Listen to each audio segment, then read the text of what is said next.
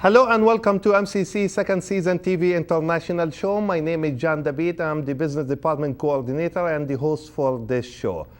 Before we start today's show, I would like to share an email that I received about a major activity that we had at MCC last week, the Diversity and Multicultural Day. Mainly, I would like to read the email. I just wanted to let you know how much I appreciated the Diversity Day. The pride of all the international students was very evident, and the music proved how important it is for us to realize we are one. That's one of the emails that I received recently about Diversity Day. As we always say, you know, we do have a lot of activities. We try to get our students involved in a lot of activities that has some sort of an international meaning and flavor. With me today, Dr. Jeff Armstrong, the president of Muscatine Community College, to continue talking about the international programs that we are involved with as Muscatine Community College and Eastern Iowa Community Colleges. So allow me to welcome President Armstrong. Welcome to the show. Well, thank you, John. Thanks for having me. Thank you. Jeff, I would like to ask you first to introduce yourself, please. Well, as you say, I'm Jeff Armstrong. I am president of Muscatine Community College. I'm the 8th president of Muscatine Community College. And I've worked within both Muscatine Community College and Eastern Iowa Community College District almost 30 years now. Wow, that's a long time. It is a long time, and I've gotten to do a lot of amazing things. Some of them we're going to talk about today. It's a great place to work, and I think that's why I've stayed here so long. So, thank you, thank you, Jeff. You know, from time to time when we talk about different projects and especially international projects, I always refer to your story when you shared this story one time over lunch about your first trip outside the United States, if I remember right, to India. So I would like, if it's possible, if you can share this story with our audience. Sure, yeah. In fact, John, a good friend of ours who you know, Scott McNabb, he has me come to his class every year at the University of Iowa just to tell this story. And it's not that fantastic a story, but it illustrates a few points about Americans and travel and learning about cultures. Actually, the very first time I got to leave the United States or travel outside of the United States was in 1995. And I was asked if I was interested in going to India. And I always like to tell this story that we were in a big conference room here not here at Muscatine, but up in Davenport, and a fellow that we all worked for, John Blong, he asked just a very general question of about 40 administrators in the room. Does anybody want to go to India? And you know, the truth of it was, in 1995, I'd been working at the college for a while, and I was about 40 years old. And I think for me, I was both personally maybe and professionally maybe bored. And so when I heard him say that, I thought, that might be interesting. So I was the only one that raised his hand at that time. And you have to kind of put this in context, because at that time, I didn't have a passport. You know, a lot of people say, oh, you know, well, I've never traveled internationally, but I've been to Canada and Mexico. Well, I hadn't even been to Canada and Mexico. So he said, okay, great, you can go. And so they made the arrangements, and the plan was I was going to go to India for 3 months, which is quite a long time, and it's a long time for a first trip abroad. And one of the things I like to do when I'm talking about this story is that, because I brought a little show and tell. This is sort of the end result of that trip. This is a statue of the Hindu god Ganesh, and it was given to me by a college that I worked with there. And I'll tell that story in a little bit, but. I traveled off to India, and very long flight, and I got in late at night into the city of Chennai. Now the thing was I'd met the fellow that I was going to be spending time with and working with, and he very clearly I was very clear on what I was going to do when I was there. And essentially it was a project about curriculum development and working with colleges throughout South India. So he and I, via correspondence and phone calls, developed kind of a 2-day workshop to help people work on some curriculum issues that they were having. And so, you know, I was really well prepared, and I had a whole set. Back then we used overhead projectors, and I had a whole set of overheads that I was ready to use. So I arrived there in India in the middle of the night, as I said, and Adrian picked me up from the airport. And this story has lots of elements to it. Some of them for today I'm going to skip over, but the bottom line was he needed me to go deliver one of these workshops almost immediately, like the very next day. So he took me right from the airport to the train station and put me on a train by myself to go to the city of Vijayawada, which was it's about a 12-hour train ride from Chennai, from Madras. So I got on the train. It's a very nice train. Never been on a train before, by the way, long distance train. Got on the train, went up to Vijayawada, got to Vijayawada. Got there the next day. It's getting a little tired, I noticed. And 2 fellows picked me up at the airport who knew this fellow Adrian.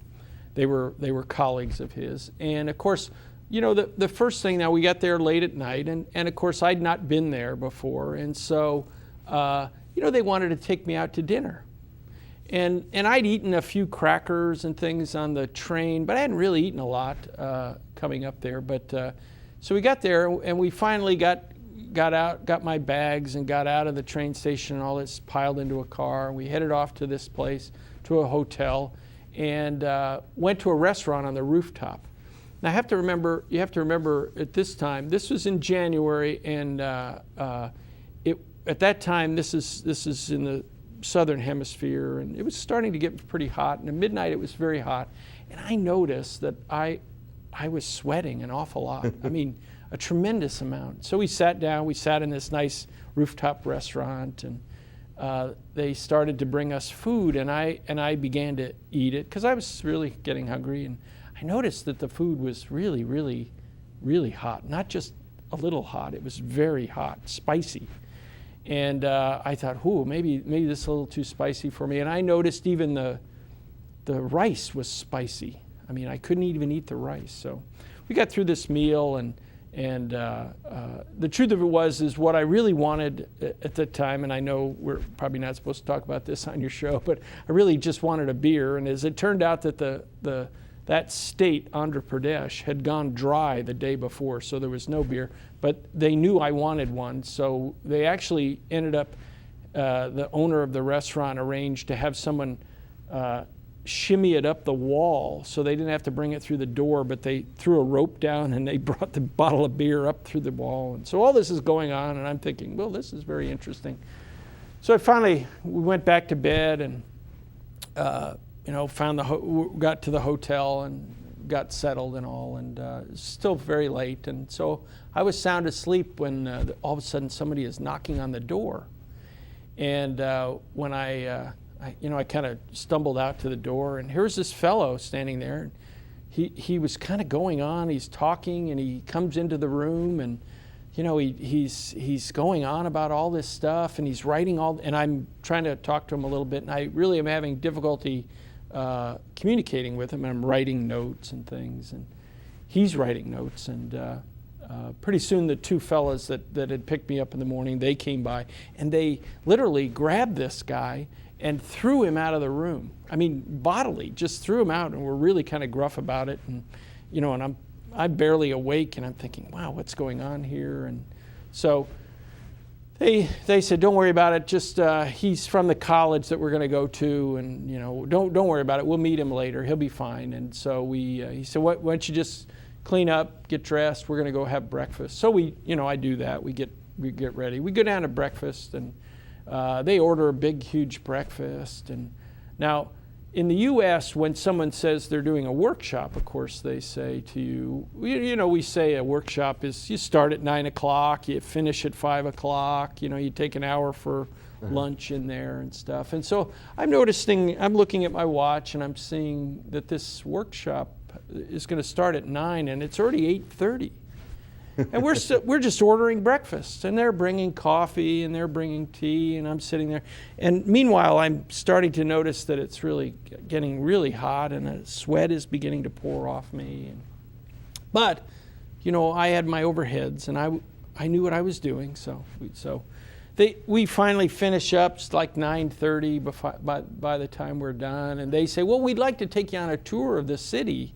And I'm going, but aren't we supposed to? Oh, don't worry about it. No problem. They will wait. Yeah, it's not a big deal. So we go driving around. We look at the temple. There's a big temple there, and there's a dam, and there's other things. And so we're driving around. Finally, we come across, and here we come to the college, and now it's pretty close to 11 o'clock, and all of a sudden we get out and they say, and I think, okay, well, we're ready to do the workshop. And so, no, we have to go see the chairman of the board. So we go to this fellow's office and we have coffee and we have biscuits and we kind of back and forth, and he gives me a gift. So they say, well, now we need to go see the president of the college. So we go to that guy's office, tea, biscuits, the whole thing. We go to the dean's office, tea, biscuits. Go to the chairman of the board, chairman of this. About 5 or 6 different people we met before. And the truth of it is at that point, what I really needed was a bathroom. And the next thing I know, I'm standing in a room with about 200 people in it. And they're all sitting in rows, and there's a huge podium and a dais with people sitting there. This is the workshop. Now, in my mind, when we say workshop, we 25 people, it's an interactive process, things like that. This wasn't that. This was going to be an all-day lecture by me. And so I sit down in this chair, and I'm starting to get nervous, but I've got my overheads, and I'm ready. I'm ready to go. And so they begin giving speeches, and just as I'm sitting there, the fellow that had come to my room that early morning comes walking up, and he starts giving a speech. And it goes on for 10, 15, 20 minutes. And people are looking at him. They're starting to boo him. All kinds of crazy things are going on. There's this constant commotion of people moving, the people with television cameras coming up to our faces, and it's just this kind of wild atmosphere. And then the next guy gets up and he gives a speech, and the next guy, and they have a little religious ceremony. And then the next thing I know, it's my turn. Well, of course, a couple minutes before that, I'd started to look around, and guess what? No overhead projector. Well, I started to mention something to the dean that was there, and he just shook his head. He said, "We don't have one." So I get up there and I proceed to go through, and I'm literally holding these overheads up to see what they say in the light, trying to go through and make what I had thought as a workshop into kind of something that made sense. And we're going through. And just, after I get through about an hour, I did some introductory remarks and things like that. The fellow that had brought me to India, Adrian, he comes in because he was going to catch the later train. And he sits in the front row, and by the way, at this time the heat is unbelievable, and I'm just literally water is just pouring off of me. I'm drinking constantly. And he's mouthing these words to me. He's saying, "Slow down, you're speaking too fast." And I've been just blathering on like this and constantly, waving my arms and doing, because, it's just not at all what I expected it was going to be. So I, of course, go the absolute opposite direction, and I start talking very, very deliberately, and each word is, and so the audience is just, you can only imagine what they must think. And so this goes on, and of course I'm looking at my watch thinking, well, I'm getting hungry, it's noontime, and we don't seem to be breaking. And then just when I'm about to start a new section, somebody stands up and says, it's time for a break, and they take a tea break, and it just was this constant movement of people. And I find out actually about during one of the breaks that the fellow that introduced me, somehow in our conversation in the morning, he'd gotten the idea that I was a Chaucer scholar.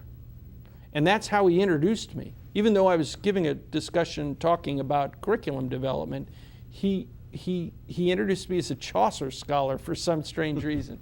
So the whole thing was just a disaster, in my opinion. And I finally, about 5 o'clock, I'd gotten to the point where I'd gotten as much information as I could get out, and I was completely soaking wet and completely exhausted and completely confused. And thankfully, they allowed the thing to end. So they provided me a little ante-room to go and sit in and kind of decompress for a minute. So I'm sitting there, and Adrian comes into the room. Now I got to remind you, this is I'm not even in the country a full 24 hours yet. And I'm just beginning to notice that I'm really, really tired, that I'd never experienced jet lag before. And so we get to that point where, or Adrian comes into this little room, and he looks at me and he says, "Well, how did you think it went?" And I can remember the look on his face, because I literally began to just completely melt down on him. And I went through this whole litany of what a horrible experience it was, and how I didn't know what was going on, and how could this, and I just kept rambling on about all these terrible things, and how I didn't know what I was going to do, and how was I going to keep that sort of thing. And I could just see his face, because now you have to remember, this fellow had brought me over to India to spend 6 weeks doing these workshops all over this. I mean, his reputation was on the line, and he was watching somebody completely melt down right in front of him. Well, just then the principal of the college comes walking in the door, and he was a kind of an unusual looking Indian guy. He was a wrestler, actually. He was a big barrel-chested fellow, short, but he big bony guy, and big chest and stuff. And he walks in, and he walks up to us very purposely. And Adrian and I both are about the same size, and we were standing there. And I know we were both sort of shocked by the way he walked in. And he grabbed both of us around us, and he picked us up, and he squeezed us. And I thought, oh my gosh, he's going to kill us. He squeezed us, and he steps back, and he says to me, "Thank you very much. This was the greatest day in the history of Siddhartha College." The name of the school is Siddhartha College. And I can remember thinking at that moment, oh my gosh, what is going on here? Because I had thought it was the worst day they could have had. He seemed to think it went really well. And I knew that there was a little disconnect there. And I remember going back to the hotel that night and sort of thinking, okay, I need to rework all my overheads and slides. And I was kind of frantically trying to figure things out and what I was going to do, because I was scheduled to do a workshop at another college in Vijayawada, in that city, right down the road. So I sat in my room and ate a bowl of noodles, and I remember watching an NBA basketball game narrated in Mandarin Chinese. And that was really one of the strangest days I'd ever spent. Now, the interesting thing was, I went and did a workshop at Loyola College right across town. And of course, it was a completely different experience. There were 25 people in the room. They had an overhead projector. We took breaks all along. I did my overheads just as I'd planned. Everything went really well.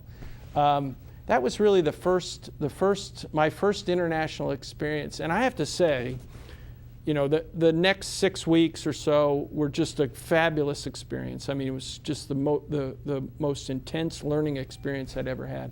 But that first day, I learned more about working in another culture, thinking on your feet, how to be creative, all those kinds of things in all that one day. And I never would have had that experience had I not raised my hand in that meeting. So that's kind of that's my first experience abroad. So. And thanks for sharing that, Jeff. And I know, the first time I heard this story from you, it was really an inspiring story, because here, the first time outside the country, dealing with all these issues in India, and which is totally different than the US, and starting at this point on, and knowing all your involvements in too many international projects and all your visits to different countries around the globe, I mean, that's really an inspiration to anyone, I assume, who will hear that story. Soon, Jeff, Chad has different pictures about some of your trips into different countries. So he will start rolling some of these pictures, and if we can just start explaining to us where each picture is taken and things about that. Well, this is a picture from Thailand. The college had a project. The Thai government started a community college system. So here I am. This is a temple city between Bangkok and Phutsanalok, and I'm not sure exactly the pronunciation. I want to say Ayada or something like that, but this is just a temple city there. It's very ancient, and and actually this is my good friend Pradit Buddhajeen, who runs a community college in Pitchit. Is a town about it's in what's called the Rice Bowl of Thailand, and he runs a community college there, and actually I'm there with my other good friend, Scott McNabb from the University of Iowa. So here we are just in front of a local temple. Actually, this was a different trip, but also in Thailand, and I had an opportunity to take two board members. So there's Mary Lou Engler, who's standing next to me, and she and Pat Keir and we went to Thailand because they were interested in developing boards for their community college. So here we're just standing on the Cambodian border, as a matter of fact, and just sort of hanging out. This is a picture from India. I always include this picture because I refer to this as lovely downtown Uslampati. This is a very small town in the village in southern India. Now, I said that the first time I went to India, I went there based on this curriculum development project where I was going to go around to different colleges, and I did do that. But actually, the fellow that I worked with, Adrian, he had this other project, and we ended up working on it together in this little village. I spent about 2 weeks in this little town, and it was a very difficult thing. It was dealing with female infanticide, which does occur in southern India in some very poor communities and things. And so we actually developed, working with an NGO there, a kind of a 3-day camp for middle school girls, and which is translated into Tamil, still in use today, by this NGO, and it was just an absolute life-changing experience for me. But this picture reminds me of that because this is the little town where they piloted this project. So. Good. Okay. And this is my friend Adrian Almeida in the checked shirt, and a friend of his, Raja, from Bangalore. And this guy is a very important. Adrian is a very important person to me. He really taught me an awful lot about development work and just being an entrepreneur. He is the absolute definition of a social entrepreneur. So. Wow. And this is this is a picture of the latest thing we've been doing. This is out in front of a college in Chennai called Stella Maris College, and we had developed a class in conjunction with them. We still have the model for it. It's available to use, where we connected each other during the semester 4 times and chatted. The students got to interact between here, MCC, and there in Chennai at Stella Maris. And Stella Maris is a girls' college. It's actually located right across the street from the U.S. consulate there in Chennai. And the people that work there are just amazing people and really dedicated. And just great folks to work with. This was an amazing opportunity for me. A friend of mine who runs CCID, John, you know him, John Halder, he couldn't make this trip, so he asked me to fill in for him, and I got to go to China. It was the first time I went to China, and I got to deliver a speech at a college that was celebrating its 50th anniversary. You see there, 1959 to 2009. Wuxi Technical College. It's a city, Wuxi is a city of about 5 million people, located about 4 or 5 hours northwest of Shanghai. And so it was really a big deal. They played the theme to Star Wars as I walked up onto the stage.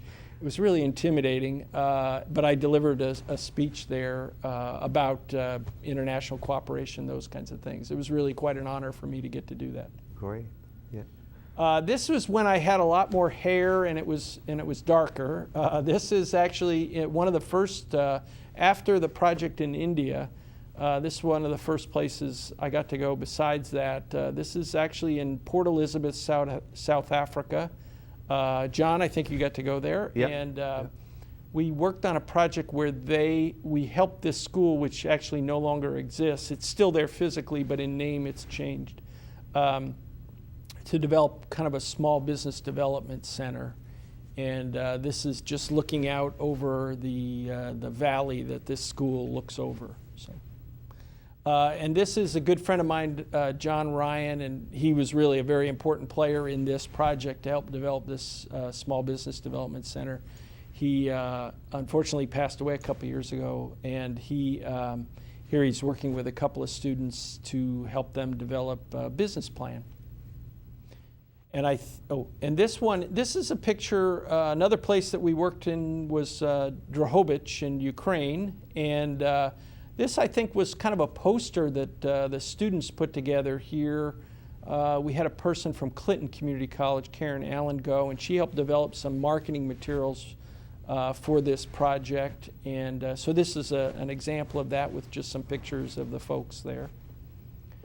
And this was an amazing honor. This was last year. I've been working with the folks in Ukraine, in Drohobych, which is a sister city of Muscatine, and they awarded me an honorary doctorate. And here's the ceremony where they're doing that. It was quite an honor. I think they told me I was the 50th person who they've ever honored in their history, and the first American that they've given an honorary doctorate to, and those are the robes that I'm wearing were handmade, and like I say, it was really quite a special ceremony and quite an honor, probably not deserved, but it was an interesting experience. Now, when I was there, I got stuck there because I was there during the European, the Iceland volcano, and so I spent a little extra time while I was there. So I got this honor, and then a couple days later, people kept thinking, "Why are you still here?" So anyway, so that was quite an honor. And these are the folks from Drohobych, and they're all just great folks, and they've all, most of them, I think in this picture, almost all of them, except Ihor, the driver, have been here, have had the opportunity to come to Muscatine. So. They're a great group of people, and I hope to get to go back there soon. This is a little bit from my latest adventures. I guess I had the great opportunity to go to the Middle East, and this is a picture of Petra and in Jordan. And so if you remember the Raiders of the Lost Ark, that series, there's this is where they go find the chalice and or the Holy Grail, and so it's just a photo right in front of it. It's just an amazing site and a great, if you ever have that opportunity, it's a place you cannot not go to. You have to go there. And I love this picture, and here's why. We've now run a program with CCID for the last few years and brought international students from a number of places. And so I like this picture, and I keep this one close. This guy is such a good guy. His name is Mohammed Amir. He's from Pakistan, and this just, to me, symbolizes that whole program. We were out there on the coldest day of the year, and he's a guy from a warm country, basically, and he stood out there just as long as he could. He really spent an entire day there just ringing the bell out in front of Walgreens. And as part of that, we like to get them involved in community service things. And that's a great experience for them when they take that home, because now he's kind of our Facebook friend and we see all the great things that he's doing in Pakistan now. And I like to think that he got some insight about that. But this picture for me represents that program, and it's such a great program. We've made such great friends. The kids that come, shouldn't call them kids, a number of them are adults, and they're just, to a person, all great people and really outstanding representatives of the country. And they have such great impact here in Muscatine. They make some lifelong friends. And I think the other thing I want to mention, and this is, we've had groups of students come from Egypt. And so you see how these things come full circle. We were, unfortunately with what happened in Egypt, we weren't able to complete that, but John was able to set up a study abroad trip. And the reason was really because we'd had students now come for several years from Egypt, and students from Muscatine made such great and strong friendships that they were willing to spend their own money to go over and visit them. And for me, that's just the sort of the exclamation point on all this stuff, that when you have that kind of reciprocal understanding going on, that's such a great thing. And Jeff, many thanks for sharing these pictures with us and the stories behind each picture. And I always enjoy talking to you, and part of it because of all your extensive travels outside the country and the informations that you have about different countries. One last thing, I would like to talk to you briefly about your last trip to the country of Oman and Jordan.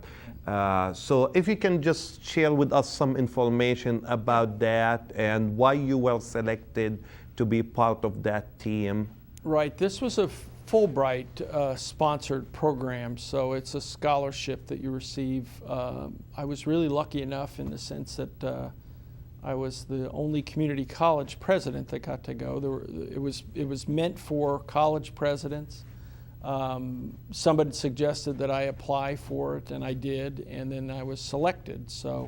But it was quite an honor because the other schools were all big four-year universities spread out from California, Kansas, Oklahoma, Maryland, West Virginia. I think that's it, California. So it was a great group to travel in. I learned quite a bit from them, but the experience of going at this time into the Middle East was pretty special. This group, because it was associated with the Fulbright Commission, it was at a very high level. So we met with the U.S. ambassador in each country a number of times, had access to all kinds of official U.S. people, and got briefings from them on a number of issues, both education and non-education related. But then we spent the week in Oman interacting with their higher ed people. And so that was really very interesting. And one of the things, we were there at the, you get this sense of the Egyptian spring, they call it, that kind of thing, where awakening, whatever you want to call it. We were in the Omani Medical College, and the students, the day we got there to do kind of a seminar there, the students decided they wanted to express their opinion. So there was a demonstration and they posted their demands. It was all very polite. I mean, people say, oh, weren't you worried about being there? Not at all, never. People were very, very nice and very polite. And there they were concerned about the standards that the college was having. And so it was very interesting to sit in on that discussion. We got to sit in on a kind of a forum between the students and the administration of that college. So it was very, very interesting. But we heard very clearly, both in Oman and in Jordan, and I have to say, let me just say this, Oman was one of the most interesting places I'd been to in a long time. I really want to go back there someday.